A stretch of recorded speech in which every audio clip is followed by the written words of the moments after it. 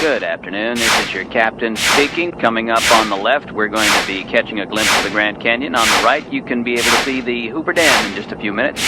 Couple little facts here. I'm packing a Colt King Cobra. That's a .357 caliber firearm with a black rubber grip and a 6-inch barrel. Also, the co-pilot is carrying a Kimber Custom Defense pistol with all the bells and whistles you'd expect.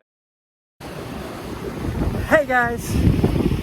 We just had a great time swimming at Queensbath. If you ever come to Queensbath, just be careful. It's quite a treacherous, messed up trail on the way down, so be careful, take your time. Me and Paul just swam in Queensbath for a few minutes. I asked him, he said it was worth the trek that it took to get here, so if you do come here, just be careful. You can Google about Queensbath. People have actually died here. So yeah, so anyway, we're getting ready to head back up to the car and go back to the condo. Peace. I'm not gonna lie, we look like a couple of whales swimming around. All this blubber.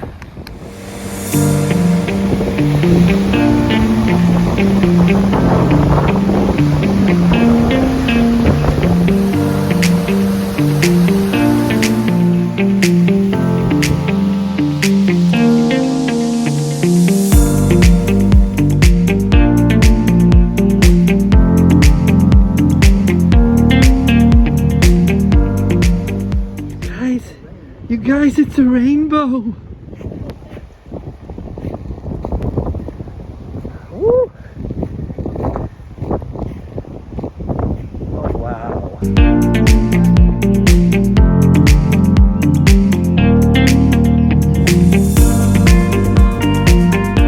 Alright, tell them where we are. So we are at some state park in Kauai, past Hanalei Bay, and we're on a boardwalk that's it's going to take about 10 minutes, and we're just going to check it out. We're not going to stay there, but we want to check it out because it's apparently very beautiful. And it's raining. Oh, it's raining.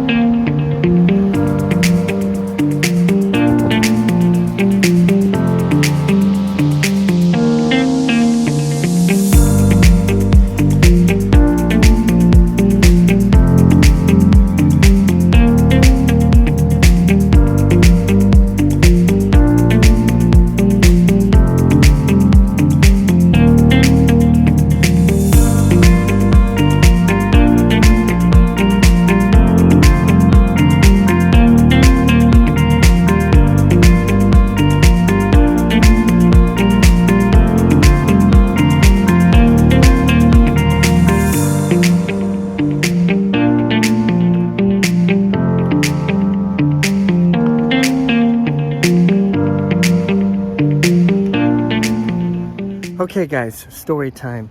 So last night we went to, I think it's called Ka'a Beach. It's like K-A' or something. I don't know how you say it. Sorry if I'm massacring your language, but we were at Ka'a Beach here on Kauai, and me and Pip stopped to take some pictures on the beach or whatever. It was a very pretty beach, and it's got the huge mountain behind it. Think Jurassic Park. That's how beautiful it is at this beach. So we are at the beach, and all of a sudden Paul decides he's gonna go explore further up the coast. So he leaves and follows this trail, and we finish up with the pictures we're taking, and me and Pip go down the trail to go find him and see if he found another beach or whatever. So we follow the trail, and it ends up back at the beach. It kind of went in, and then it turned right back to the coast, and we looked up and down the coast, couldn't find Paul anywhere. So we're like, that is so weird. We thought maybe he doubled back while we were at the beach and was back at the car. So we came back and walked all the way to the car, and Paul was not there. And so we're scratching our head, wondering what's going on. And we decided to go wait at the trailhead. And when he came back, we could all walk to the car together and go back to the condo. So we're waiting and waiting and waiting. It's getting dark. It's getting darker. It's getting darker. It's getting darker. It's pitch black. We don't know what to do. So I leave Pip at the trailhead, and I get in the car, and drive to where I have a signal. Mind you, hardly anyone that far up the island has a signal, unless you had a satellite phone, but none of us have satellite phones right now. So I drive the car a few miles to where I had a signal, park in front of this lady's house, turn on my hazard lights so she knows I'm there for a reason and I'm not just stalking her at night. And I call 911, and the 911 officer took about 45 minutes to collect my information. Didn't even collect Paul's information yet. Took about 40 minutes to get my information.